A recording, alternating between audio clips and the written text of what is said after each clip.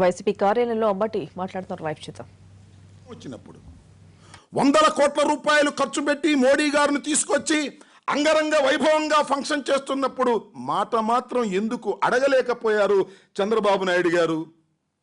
అడగంది అమ్మైనా పెట్టకపోయినా, అడగకపోయినా పెట్టవలసిన బాధ్యత మీకున్నది మోడీ గారికి, భారతీయ జనతా పార్టీకి. ఎందుకంటే మేనిఫెస్టోలోనే మీరు వివరంగా చెప్పారు ప్రత్యేక హోదా ఇస్తామని. మర్చిపోయారా అని అడుగుతా ఉన్నా. మేనిఫెస్టోనే మర్చిపోయేటటువంటి పరిస్థితి మోడీ గారికి, వెంకయ్యనాయుడు గారికి, అలాగే పక్కనున్నటువంటి మరొక మంత్రి గారికి, భారతీయ జనతా పార్టీకి చెందిన మంత్రి గారికి గుర్తు రాలేదా అని అడుగుతా ఉన్నా. ప్రత్యేక హోదాని ప్రకటించడంలో ఎందుకు వెనకడుగు వేశారు? ఇది తెలుగు ప్రజల్ని మోసం చేయటం అవునా కాదా ఒక్కసారి ఆలోచించమని మనవి చేస్తున్నాం. అంతేకాదు, ప్రధానమంత్రి గారు మరి వెంకయ్యనాయుడు గారు చెప్పారో, సాక్షాత్తు మన చంద్రబాబు నాయుడు గారు చెప్పారు. శ్రీశ్రీ గారి ఒక మంచి కొటేషన్ చెప్పారు. నేను సైతం ప్రపంచాగ్నికి సమిధినొక్కటి ఆహుతిచ్చా, నేను సైతం అమరావతి రాజధానికి కుండడు మట్టని ఇస్తున్నానని ఆయన చెప్పారు. ఒకటి గమనించవలసింది ఒకటి ఉంది. ఏంటంటే చంద్రబాబు నాయుడు గారు మీ మనస్తత్వం ఏంటంటే దేశం అంటే మట్టి కాదు. శ్రీశ్రీ మెచ్చినటువంటి గురజాడ ఒక మాట చెప్పాడు 130 సంవత్సరాల క్రితం. దేశమంటే మట్టి కాదోయ్, దేశమంటే మనుషులోయ్.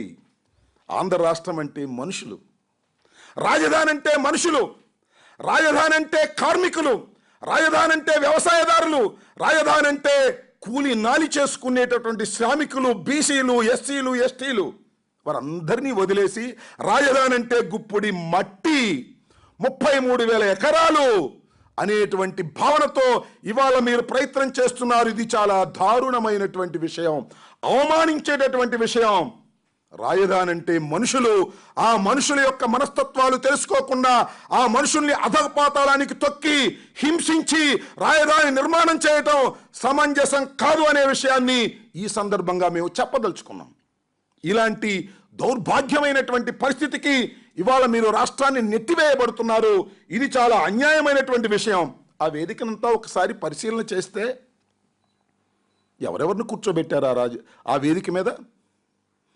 మీ మీద కేసుల నుంచి తప్పుకోవడానికి సహాయపడే పెద్ద మనుషులందరికీ ఆ వేదిక మీద స్థానం కల్పించారు. ఒక దళితుడికి కల్పించారా? ఎంతమంది దళితులు భూమి పోగొట్టుకొని అలో లక్ష్మణ అని వాళ్ళ బజార్ను పడుతున్నారో అది మీకు వినిపించటం లేదు. ఎంతమంది రైతాంగం భూములు పోగొట్టుకొని మీరు చెప్పినటువంటి మాటలు నమ్మి పంచెలు వేసుకొని ముందు కూర్చుంటే ఒక్క రైతులను గౌరవించారా? ప్రధానమంత్రి గారు రైతు గురించి మాట్లాడా? ఇలాంటి పరిస్థితికి ఎందుకు దాపరించింది అంటే కేవలం మీ స్వార్థం, కేవలం మీ యొక్క అన్యాయమైనటువంటి పద్ధతి. ఈ రాష్ట్రం అంటే కేవలం మీ అహంభావంతోనే నడిచిపోతుందనేటువంటి భావనతో మీరు ఇవాళ ప్రవర్తిస్తున్నారు. ఇది చాలా దారుణమైనటువంటి వ్యవహారం. మేము కూడా మోడీ గారిని అడిగాం, అయ్యా మీరు రాజధాని నిర్మాణానికి శంకుస్థాపన చేస్తున్నటువంటి సందర్భానికి ముందు మాకు కూడా ఒక అపాయింట్మెంట్ ఇవ్వండి. అపాయింట్మెంట్ ఇచ్చినప్పుడు మేము ప్రత్యేక హోదా గురించి, రావాల్సినటువంటి ధనం గురించి మేము మీకు ప్రస్తావన చేద్దామనే ఉద్దేశంతో మేము అడిగితే మోడీ గారు మాకు ఇవ్వలేదు.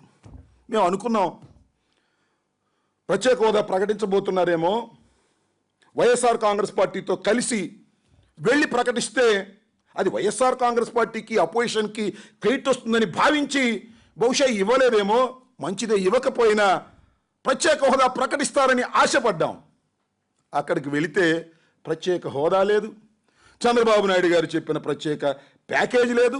చంద్రబాబు నాయుడు గారు ప్రచారం చేశారు ఎల్లో మీడియాలో, అలాగే తెలుగుదేశం వారి చేత మోడీ గారు వస్తున్నారు, ప్రత్యేక హోదాకు మించినటువంటి ప్యాకేజ్ ఇస్తారన్నారు. అది కూడా రానటువంటి దౌర్భాగ్యమైన పరిస్థితుల్లోకి ఇవాళ రాష్ట్రాన్ని నెట్టివేశారు. అంటే ఇంతకన్నా దారుణమైన విషయం ఉన్నదా అని మనం చేస్తున్నాం. ఇంత అంగరంగ వైభవంగా చేసినటువంటి ఫంక్షన్ ఎప్పుడూ కూడా ఒకటి గుర్తుపెట్టుకోవాలి, విషయం ఎంతో ఆర్భాటం కూడా అంతే చేయాలి. విషయం తక్కువ, ఆర్భాటం ఎక్కువ చంద్రబాబు నాయుడు గారు.